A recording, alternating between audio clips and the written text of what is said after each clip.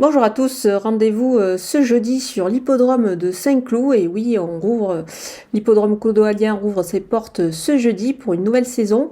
Et on va attaquer pour une nouvelle émission Quintet Flash, et c'est dans le prix de la Gascogne. Un handicap qui est réservé aux chevaux âgés de 4 ans et plus. Ils vont évoluer sur la distance de 2000 mètres. Là, évidemment, on est sur le gazon à Saint-Cloud. On va retrouver des sujets on connaît bien à ce niveau de la compétition. On peut dire qu'on va pouvoir s'appuyer quand même sur de solides points d'appui, mais on va voir tout ça avec mon analyse.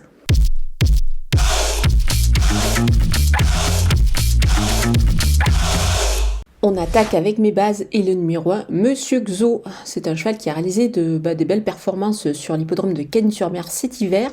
La dernière fois d'ailleurs, il avait bien fini tout en dehors. Il avait dû progresser vraiment en pleine piste pour accrocher une belle place dans la bonne combinaison du quintet ce jour-là. Moi j'aime bien ce cheval, je pense qu'il est capable de, pourquoi pas, renouer avec la victoire ici. Son entourage a fait appel à Christophe Soumillon, et vu la forme du jockey belge actuellement, on peut dire qu'il va viser le succès.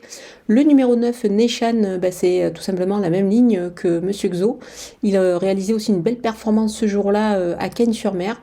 Moi j'aime bien ce cheval, il devrait pouvoir encore réaliser une bonne tentative ici.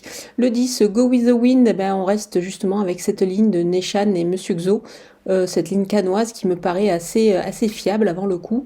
Le cheval est vraiment bien, il avait terminé à la deuxième place de ce quintet la saison passée, donc on va voir s'il va tenter d'améliorer ce classement. On poursuit avec les opposants et le 3, Ave Dancer. Il avait besoin de courir pour sa rentrée, moi je pense qu'il sera beaucoup mieux cette fois, il va certainement accuser des progrès là-dessus. Il a déjà gagné sur ce parcours, donc on peut lui faire confiance ici. Le numéro 6, Electron Libre, c'est tout simplement la ligne avec Neshan, Monsieur Xo et Go With The Wind. Donc on va le suivre en confiance dans cette épreuve.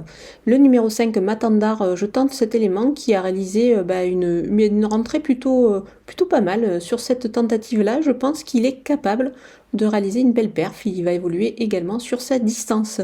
Le numéro 8, Lily Blue, elle va progresser sur sa tentative de rentrée. Et également, elle aussi, je pense, elle a les œillères australiennes pour la première fois, ce qui peut être un petit plus pour elle. Et on peut dire aussi qu'elle a déjà bien fait sur l'hippodrome de Saint-Cloud, donc ça fait pas mal de choses pour elle, donc on va s'en méfier ici.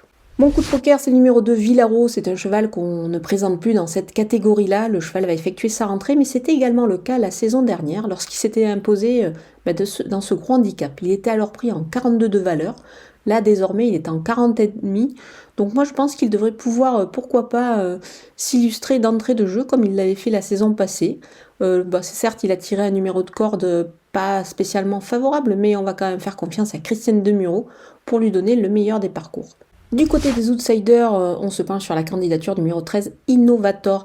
Il est efficace sur des distances assez disparates, mais on peut dire qu'il va se plaire également sur cette distance de 2000 mètres. Il n'y a vraiment pas de souci pour lui. Je crois qu'il est à surveiller de très près pour une place. Le 4, Ridwan, sa valeur devient plutôt intéressante, mais il reste sur des échecs, donc il doit quand même un petit peu nous rassurer. Mais attention, on va pas complètement le lâcher pour son retour sur le gazon. Le numéro 15, Matlafris Touille, il se prépare assez vite, donc il effectue sa rentrée. Il devrait pouvoir, pourquoi pas, jouer un rôle dans cette épreuve, mais on le verra quand même plus pour une petite place ici. Le numéro 7, Moonwalk Step, c'est un très bon cheval, on le connaît bien à ce niveau de la compétition. Maintenant, il risque de trouver un terrain peut-être pas assez souple pour ses aptitudes et également une distance un petit peu courte. Mais toutefois, quand même, sur la valeur du cheval, il est difficile de totalement l'écarter. Le numéro 16, Toronada, elle a un petit poids, c'est ce qui peut lui permettre de, pourquoi pas, créer une petite surprise à l'arrivée. C'est pour cette raison que je ne m'en passe pas du tout dans ce lot. Donc on va quand même la surveiller. Elle pourrait pimenter, pourquoi pas, les rapports du quintet. On termine avec les délaissés et le numéro 11, Akio. Il n'a vraiment pas de marge à cette valeur-là, donc c'est pour cette raison que je l'écarte. Le numéro 14, Cogolin, il monte de catégorie, ça me paraît compliqué avant le coup. Le numéro 12, Dair, on peut la préférer peut-être sur des distances un petit peu plus longues quand même, n'a plus trop de marge également, je pense à cette valeur-là. C'est pour cette raison que je préfère faire l'impasse. Voilà, on a passé en revue tous les partants de ce Quintet Plus à Saint-Cloud. C'est la reprise totale des courses à Paris, donc on va apprécier le spectacle et je vous laisse avec ma sélection et mes conseils de jeu.